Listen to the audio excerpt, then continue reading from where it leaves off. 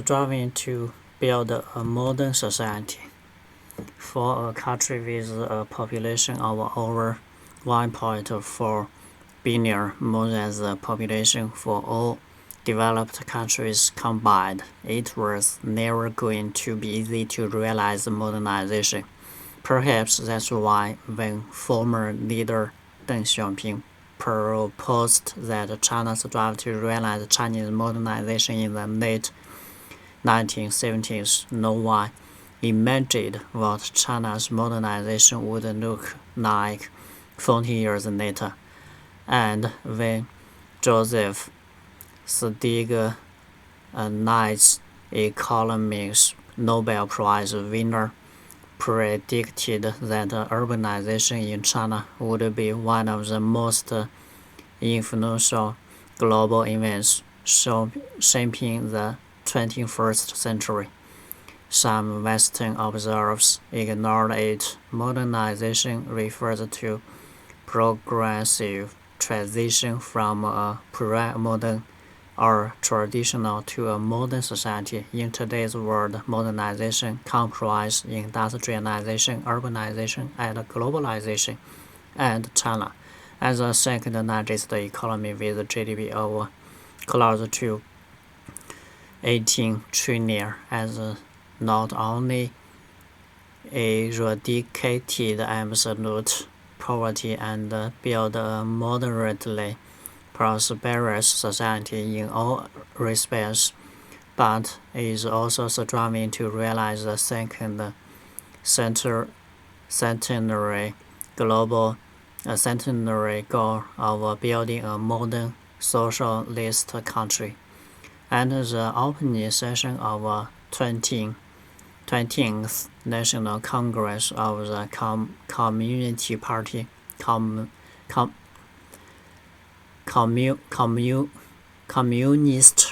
of China on October 16, Xi Jinping, General Secretary of the CPC Central Committee, explained the road map for building a strong modern socialist country by the middle of this century, emphasizing that improving people's life is the very basis of this endeavor. A modern society is characterized by advanced industry and technology and a high degree of urbanization, which propel economic development, although not a widely accepted concept in the Western world. Society building is imperative for modernization in China, which includes improving people's livelihoods and maintaining social stability. Three features of Chinese modernization are closely related to society building, and they are a large population, common prosperity, and material and cultural ethnic advancement. The past decade has seen China making remarkable achievements in society building, including eradicating absolute poverty, developing a moderately prosperous society in all respects, and largely containing the COVID-19 pandemic. Also, China has realized sustainable economic growth with a stable society further boosting development. These two miracles prove wrong Western political scientists such as Samuel Huntington, who argue that modernity means stability while the modernization process creates turmoil.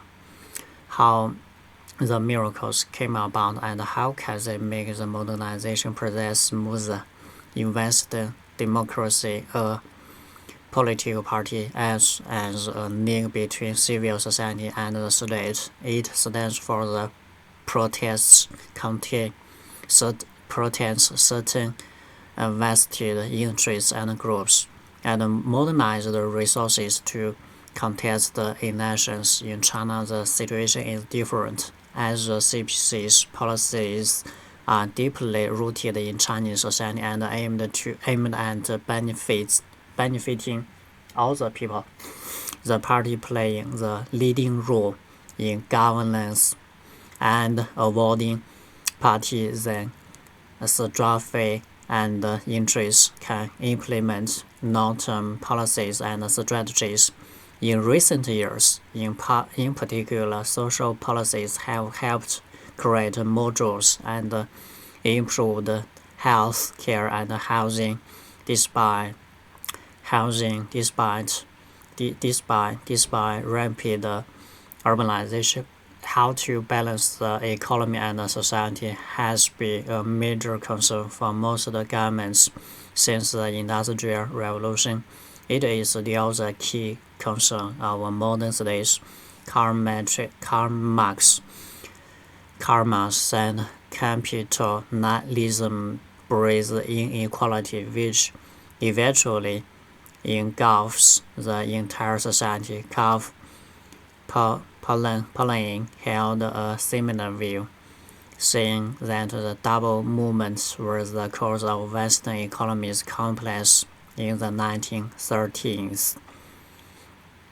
As for welfare states, they believe the movement of labor is tension between capital and the working class, but they have encountered many challenges, including rapidly aging societies, which require huge investments to ensure the well-being of all the people. Therefore, such welfare is hardly sustainable in the long run.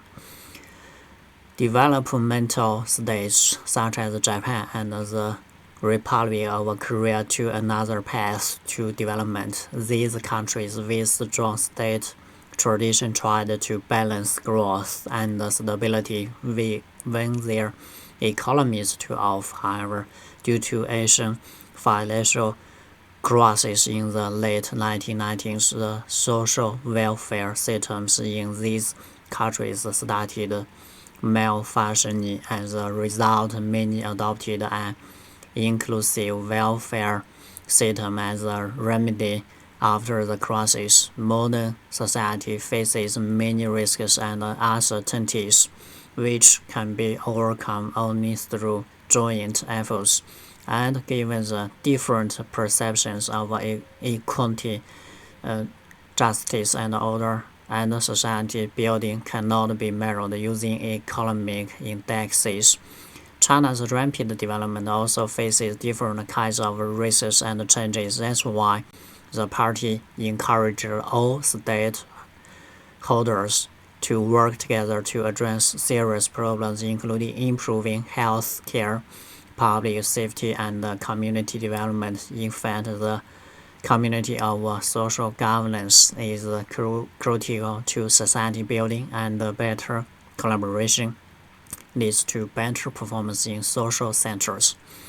A more harmonious society will definitely help develop China into a great modern socialist country by the middle of this century, which is the country's second century goal. To build a harmonious society, however, some basic principles need to be followed. To begin with, society as a whole should follow the party's leadership and advance socialism with Chinese characteristics. We should also realize that high-quality development and how process people's democracy will not only help China realize the second century goal, but also provide economic and political support to fulfill the task.